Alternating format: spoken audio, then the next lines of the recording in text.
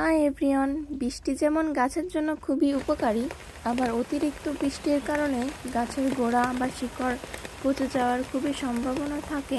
আজকে বলবো বৃষ্টি হওয়ার পর গাছের কি কেয়ার নিতে হবে বা সাথে সাথে কি করণীয়।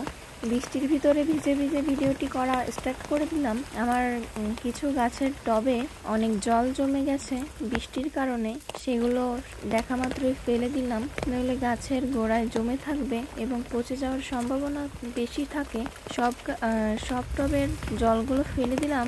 বৃষ্টির সময় বাগানটা খুবই এলোমেলো হয়ে যায়। আমার বেশ কিছু গাছ শেডের নিচে রাখা আছে। 2 টব ঢেঁড়সের চারা এই টবটার ভিতর লাগিয়েছিলাম। অতিরিক্ত বৃষ্টির ফলে এইগুলো সমস্যা বেশি হয়। চারা গাছগুলো পচে যাওয়ার সম্ভাবনা অনেক থাকে। চারা গাছগুলো তো বেশি জল সহ্য করতে পারে না,